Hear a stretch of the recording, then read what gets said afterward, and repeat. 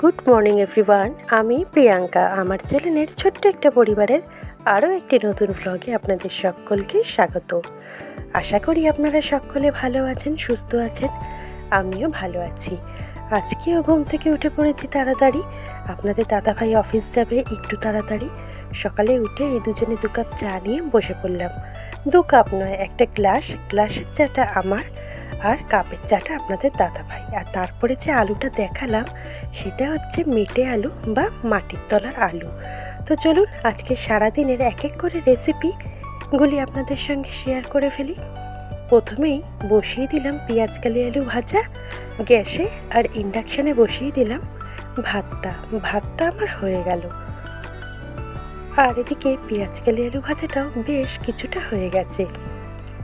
এরপরে হাফ ভাজা হয়ে যাওয়ার পর আমি পরিমাণ মতন লবণ আর সামান্য একটু মিষ্টি দিয়ে দিলাম। কলকাতাতে কিন্তু ভালোই ঠান্ডা পড়ে গেছে, আর আমি আগেও বলেছি আমাদের বাড়ির এই দিকে ঠান্ডাটা একটু বেশিই পড়ে, যেহেতু আমাদের বাড়িটা মাঝখানে, আর বাড়ির একদিকে পুকুর, একদিকে মাঠ, আর পেছন দিকে কালীঘাটের গঙ্গা বা খালটা গেছে। তো দেখুন পেঁয়াজকালি আলু ভাজাটা আমার কমপ্লিট। এরপরে বসিয়ে দেবো কাটাপোনা মাছ দিয়ে ফুলকপি আলু দিয়ে ঝোল, যেটা আপনাদের দাদাভাই একটু খেয়েও যাবে আর বাকিটা অফিসে নিয়ে যাবে। কেননা অত তাড়াতাড়ি তো মাটির তলার আলু রান্না করতে পারিনি, ওই আলুটা রান্না করতে একটু সময় লাগে। আসলে আলুটা কিন্তু সবসময় মাটির তলাতেই হয়। এই আলুটাকেই হয়তো একে চেনার জন্য বা এর কোনো বিশেষত্বের জন্য একে মাটির তলার আলু অথবা মেটে আলু বলা হয়ে থাকে।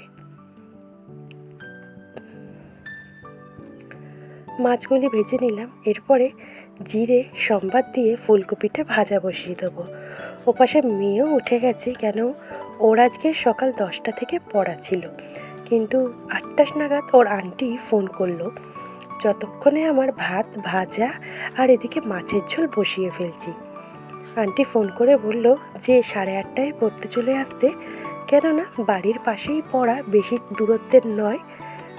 কিছুটা ওর স্যার বিজ্ঞান পড়াবে, সায়েন্সটা, আর 10টা থেকে আবার আন্টি বাংলাটাও পড়াবে। তাই আজকের মেয়ের পড়া ছিল সকাল 8:30 থেকে বেলা 12:30 পর্যন্ত। মাঝখানে একটু টিফিন ব্রেক দিয়েছিল, তখন বাড়ি এসে টিফিনটা সেরে গেছে। ফুলকপি আলুটা ভাজা হয়ে যেতে একে একে আমি মশলাগুলি দিয়ে দিচ্ছি।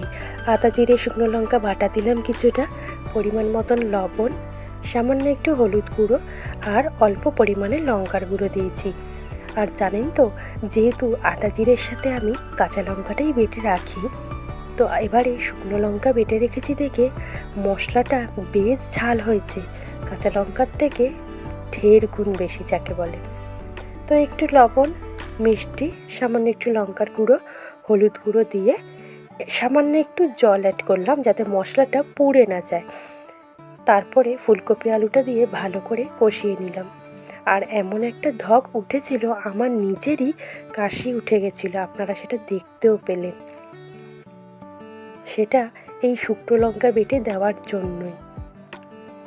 তো বেশ ভালো করে কষানো হয়ে যেতে, মশলার থেকে তেল ছেড়ে আসতে আমি জলটা অ্যাড করে দিলাম।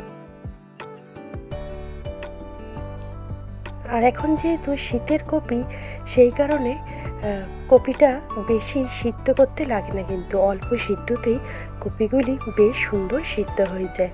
আর আমি একবারে মাছটা দিয়েই দিলাম। এরপরে কিছুক্ষণ পরে ঝোলটা আমার হয়ে গেল।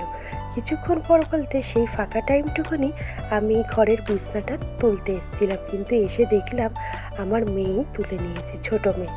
আর বড় মেয়ে তো পড়তে চলে গেছে। ধনে পাতাটা দিয়ে ঝোলটা এবারে নামিয়ে ফেলব।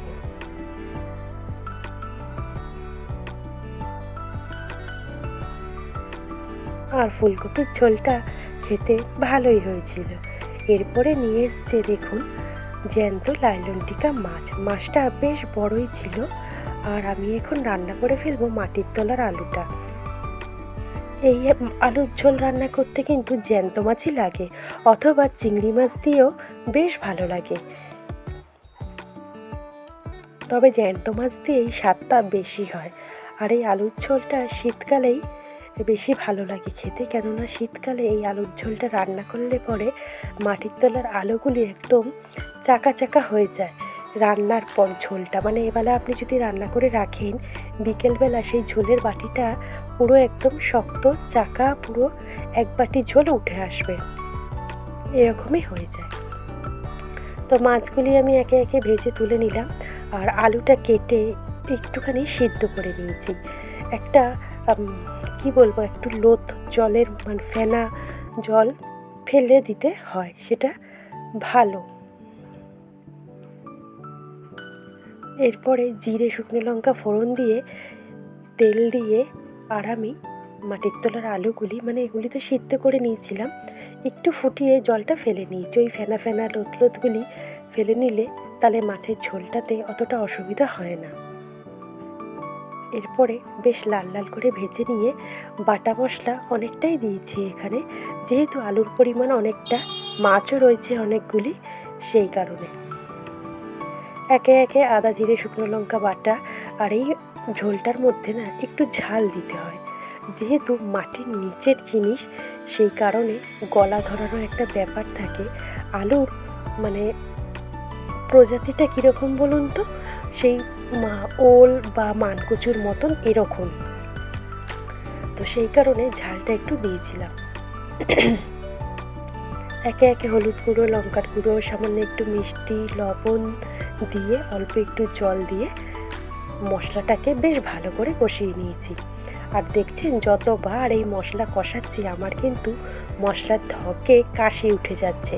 মশলাটা এতটা কড়া হয়েছিল, মানে ওই শুকনো লঙ্কা বাটার ঝাঁসটা। তবে কাঁচা লঙ্কা দিলে কিন্তু এইরকমটা হয় না। দেখতেই পাচ্ছেন একদম আলু মশলা পুরো গায়ের সাথে গা লেগে গেছে। কিন্তু এত সুন্দর মশলাটা কষানো হয়েছিল, তারপরে জলটা অ্যাড করে দিলাম। আর মাটির তলার আলুটাও বেশ সুন্দর, অল্প একটু ফোটাতেই সুন্দরভাবে একদম মোমের মতো গলে গেছিল। এরপরে আমি চলে যাব কিছুটা জামা কাপড় কাচতে।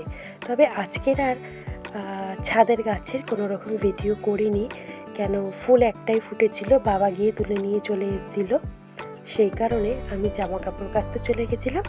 জামা কাপড়গুলি ওপরে মেলে দিয়ে এসে দেখলাম আমার মাছের ঝোলটা হয়ে গেছে।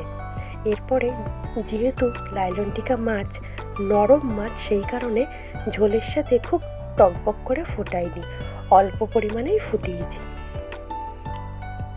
ঝোলটা হয়ে যেতে মাছগুলি দিয়ে একটু ফুটছে, তারপরে আমি ধনেপাতাটা দিয়ে নামিয়ে ফেলবো। আর এরপরে করে নেবো মাছের মাথার ঝাল। মাছের মাথাগুলি প্রায় 10-15 দিন ধরে ফ্রিজে ছিল, রান্না করার সময় হচ্ছিল না মেয়েদের স্কুল পরীক্ষার জন্য। তো সেই কারণে আজকে যেহেতু রবিবার, ওই জন্য আজকেই ভাবলাম যে মাছের মাথাগুলি ঝাল করে ফেলি। আজকে যেহেতু স্কুল নেই, কাল থেকে বড় মেয়ের লেখা পরীক্ষা স্টার্ট, আর ছোট মেয়ের মাত্র 2 দিন আর পরীক্ষা আছে, মঙ্গলবার আর বৃহস্পতিবার।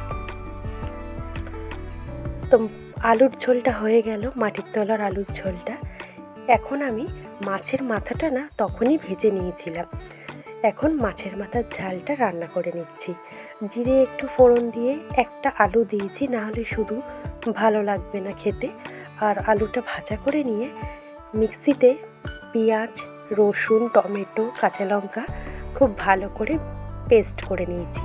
আর টমেটো দিয়েছি 2খানা। টমেটোর পরিমাণটা একটু বেশি দিলে গ্রেভিটা খেতে খুব ভালো হয়। আর শীতকালেই তো দেখবেন নানা রকমের খাবার, নানা রকম শাকসবজি, নানা রকমের মাছ বাজারেও পাওয়া যায়, আর রান্নাঘরে খেতে ভালোও লাগে, শরীরের সেরকম একটা কোনো অসুবিধা হয় না। আর গরমের মধ্যে তো নিজেদেরই শরীরের একটা হাঁসফাঁসানি, শ্বাসকষ্টর মতন হতেই থাকে অতিরিক্ত গরমে, তখন ওই পাতলা ঝোল ভাতে মনে হয় যেন খেয়ে তৃপ্তি। এত মশলাওয়ালা তরকারি তখন কিন্তু গরমকালে ভালো লাগে না, একটু মশলাওয়ালা তরকারি শীতকালে খেতেই বেশি ভালো লাগে। আর কম বেশি সবার বাড়িতেই শীতকালে বিভিন্ন রকমের রান্নাবান্না হয়। শীতকালে যেরকম প্রচুর সবজি পাওয়া যায়, সেই রকম নানান ধরনের মাছও পাওয়া যায়। তবে আজকের আমাদের পুঁটি মাছ এনে রেখেছি। পুঁটি মাছটা আর আপনাদের সঙ্গে আজকে শেয়ার করলাম না, কালকেই শেয়ার করব। কালকে যেহেতু পুঁটি মাছটা রান্না করব। তো মশলাটা দেখতেই পাচ্ছেন আমি খুব ভালোভাবে কষিয়ে নিলাম, আর ভেজে রাখা মাথাগুলিও দিয়ে দিলাম। মাছের মাথাগুলি মশলার সাথে একটু কষিয়ে নেব, তারপরে জলটা অ্যাড করব। তো দেখুন মাছের মাথাগুলি বেশ ভালোভাবে কষাচ্ছি। তেলটা যখনই ছেড়ে আসলো মশলার থেকে, তেলটা যেই বেরিয়ে গেল, তারপরে আমি জলটা অ্যাড করলাম। আর নামানোর সময় একটু গরম মশলা দিয়ে নামিয়ে নেব। এখানে যেহেতু মাছের মাথা দিয়েছি, ধনেপাতা দিলে একটা আষ্টানি মতন গন্ধ ছাড়ে কিন্তু মাছের মাথার তরকারিতে। মাছের মাথার তরকারিতে ধনেপাতাটা ঠিক জাড়ে না, যাকে বলে। একটু গরম মশলা দিলেই খেতে টেস্ট হয়, ওই মাছের গন্ধটাও চলে যায়। তো দেখুন মাছের মাথার তরকারিটা আমার হয়ে গেল, আমি গরম মশলা দিয়ে নামিয়ে ফেলব। তবে মাঝখানেই আমি স্নানটাও সেরে ফেলেছিলাম রান্না করতে করতে। তো চলুন আজকের মতন আমার রান্নাবান্না এখানেই শেষ হলো। আশা করি আপনাদের ভালো লাগবে, আর ভালো লাগলে অবশ্যই চ্যানেলটা সাবস্ক্রাইব করে পাশে থাকবেন, আর লাইক শেয়ার কমেন্ট করে জানাবেন কেমন লাগলো।